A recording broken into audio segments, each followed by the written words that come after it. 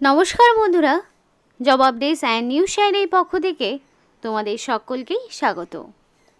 তো বন্ধুরা, আজকে আমি কথা বলবো পশ্চিমবঙ্গ সরকারের পক্ষ থেকে বের হওয়া একটি নতুন সরকারি চাকরির আপডেট নিয়ে তোমাদের সাথে আলোচনা করব, যেখানে তোমরা দেখতে পাবে বিভিন্ন ব্লকের পক্ষ থেকে নিয়োগ শুরু হলো এবং এখানে তোমরা রাজ্যের যে কোনো প্রান্ত থেকেই ছেলে মেয়ে প্রত্যেকেই আবেদন করতে পারবে, অর্থাৎ মেল ফিমেল বোথ ক্যান্ডিডেটদের এখানে সুযোগ রয়েছে অ্যাপ্লিকেশন করার। আর এখানে অ্যাপ্লিকেশন করতে তোমাদের কাউকেই কোনো রকমের ফিস দিতে হবে না, সম্পূর্ণ বিনামূল্যেই তোমরা আবেদন করতে পারবে। ছেলে মেয়ে প্রত্যেকেই এখানে অ্যাপ্লিকেশন করার সুযোগ পাচ্ছ। তো এইখানে এত বড় একটা সুযোগ একেবারেই হাতছাড়া করো না। ভিডিওটি সম্পূর্ণ দেখো, যেখানে পোস্ট সংক্রান্ত যাবতীয় ডিটেলস A to Z সমস্ত আলোচনা তোমাদের সাথে করব এই ভিডিওতে। কিন্তু তার আগে প্রত্যেকের কাছে একটাই রিকোয়েস্ট জানাবো যে যারা এখনও চ্যানেলটিকে সাবস্ক্রাইব করোনি তারা ঝটপট চ্যানেলটিকে সাবস্ক্রাইব করে পাশে থাকা বেল আইকনটি ক্লিক করে দিও, যাতে করে পরবর্তী সমস্ত ইনফরমেশান পেয়ে যেতে পারো। তো চলো বন্ধুরা, দেরি না করে এবার অফিসিয়াল নোটিশ নিয়ে বিস্তারিত আলোচনা তোমাদের সাথে শুরু করব।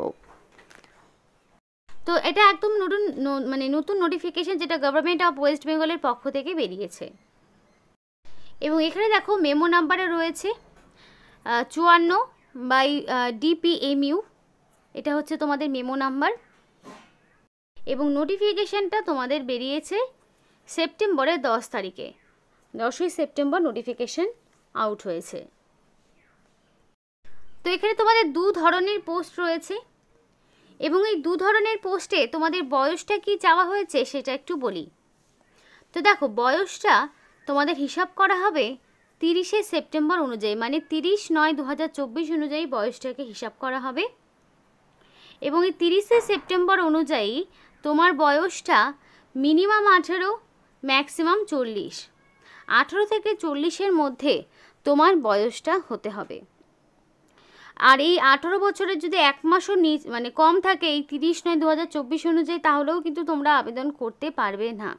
আবার 40 বছরের যদি একটু বেশি হয় তাহলেও কিন্তু তোমরা আবেদন করতে পারবে না। হ্যাঁ, কারা পারবে? যাদের কাস্ট সার্টিফিকেট রয়েছে, মানে যারা ধরো ওবিসি প্রার্থী, তারা 3 বছরের ছাড় পায়। সুতরাং তারা 18 থেকে 43 বছর পর্যন্ত আবেদন করতে পারে। আর যারা ধরো তোমাদের SC ST প্রার্থী রয়েছে, তারা আবার 18 থেকে 45 বছরের পর্যন্ত আবেদন করতে পারবে, কারণ তারা 5 বছরের ছাড় পেয়ে থাকে। তো এইভাবেই দুটো পোস্টের ক্ষেত্রে সেম 18 থেকে 40 হচ্ছে এটার এজ লিমিট। দুটো পোস্টের ক্ষেত্রে একই বয়স সীমা রয়েছে। এবার একটা বিষয় দেখো, যদিও এখানে দুটো পোস্টে নিয়োগ করা হচ্ছে, কিন্তু একজন ক্যান্ডিডেট শুধুমাত্র একটি পোস্টের জন্যই, একটা ক্যাটাগরির জন্যই আবেদন করতে পারবে। একজন ক্যান্ডিডেট একাধিক পোস্টের জন্য আবেদন করতে পারবে না। তুমি যদি একের বেশি পোস্টের জন্য আবেদন করো তাহলে কি হবে? তোমার আবেদনপত্র টোটালি ক্যান্সেল করে দেওয়া হবে। তাই চেষ্টা করবে একটি মাত্রই অ্যাপ্লিকেশন সাবমিট করার, যেটার তোমার যোগ্যতা কোয়ালিফিকেশান রয়েছে শুধুমাত্র সেই পোস্টেই। তো অ্যাপ্লিকেশন করতে গেলে কিছু ডকুমেন্টস তোমাকে অ্যাপ্লিকেশন ফর্মের সাথে সাবমিট করতে হবে। সেগুলো এক এক করে অবশ্যই বলবো।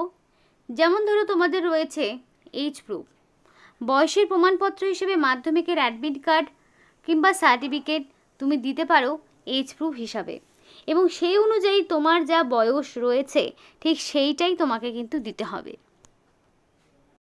তারপর তোমার রেসিডেন্সিয়াল প্রুফ। রেসিডেন্সিয়াল প্রুফ দেখো, অবশ্যই ইন্ডিয়ান সিটিজেনশিপ তোমার থাকতে হবে।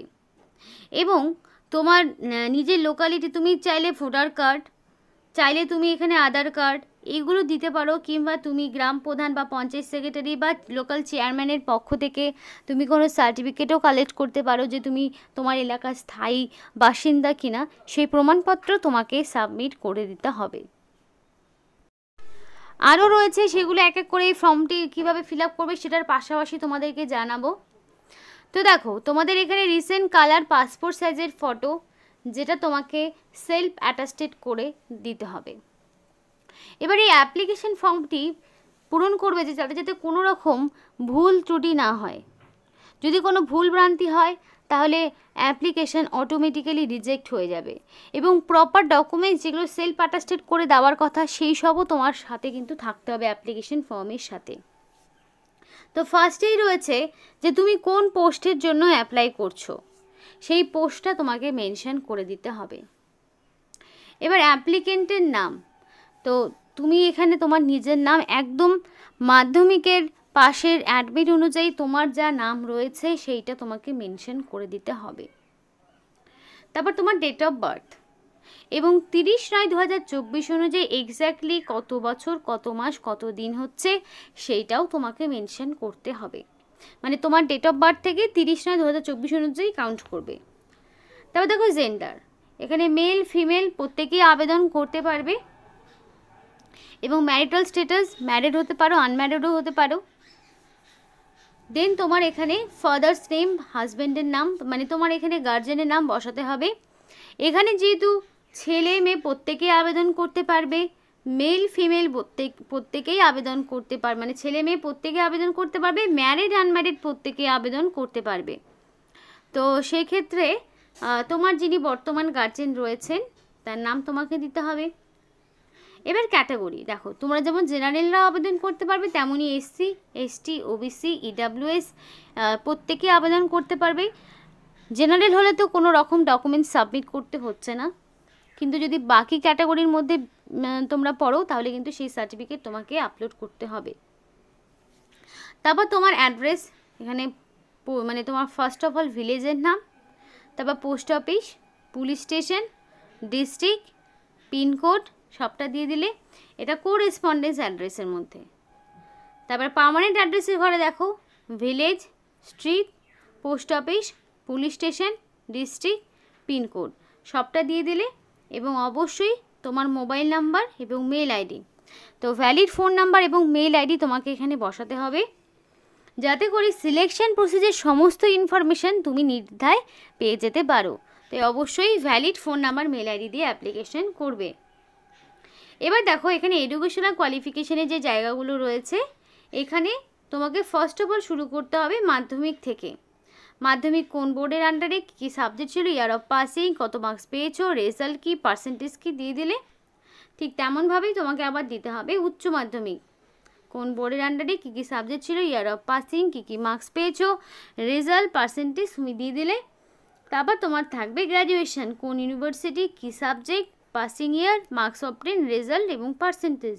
এইভাবে সম্পূর্ণটা এডুকেশনাল কোয়ালিফিকেশান দিতে হবে। এবং অবশ্যই মাধ্যমিকের যেমন অ্যাডমিট, মার্কশিট, সার্টিফিকেট দিতে হবে, তেমনই আবার উচ্চ মাধ্যমিকের সেমভাবে অ্যাডমিট, মার্কশিট, সার্টিফিকেট এই সবটাই তোমাকে প্রোভাইড করতে হবে।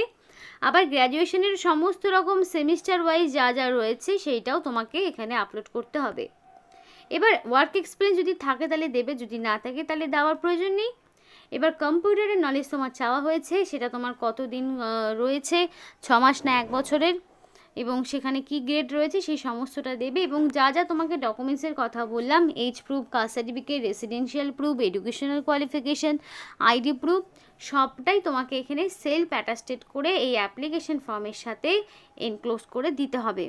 এবার এই সমস্ত ডকুমেন্টসগুলো যদি না থাকে তাহলে যেমন অ্যাপ্লিকেশন ইনকমপ্লিট, তেমনই যদি আবার কোনো ফলস বা ইনকারেক্ট ইনফরমেশন বা ডকুমেন্টস থাকে তাহলে সেই আবেদন তোমাকে বাতিল করে দেবে। এবং অবশেষে তোমাকে একটা ফুল সিগনেচার করতে হবে, এবং সেটা অবশ্যই রানিং হ্যান্ডরাইটিংয়ে ফুল সিগনেচার করবে, এবং এইখানে ডেট আর প্লেস দিয়ে দেবে, আর এই অ্যাপ্লিকেশনটা তোমাকে সাবমিট করতে হবে।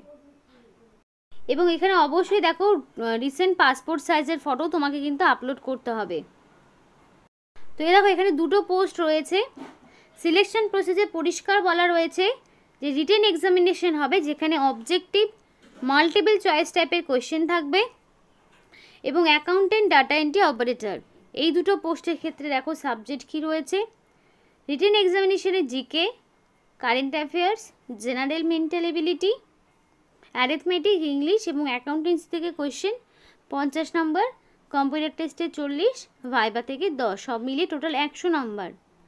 তেমনভাবেই পরবর্তী যে পোস্টটি রয়েছে সেক্ষেত্রেও GK, current affairs, general mental ability, arithmetic, English এবং কম্পিউটার টেস্ট, ভাইভা থেকে কোয়েশ্চেন। টোটাল 100 নাম্বার হচ্ছে তোমার স্কোর।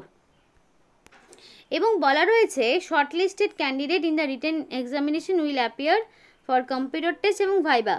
অর্থাৎ যারা নাম শর্ট লিস্টেড হবে তাদেরকে পরবর্তীতে ভাইভা আর কম্পিউটার টেস্টের জন্য ডেকে নেওয়া হবে।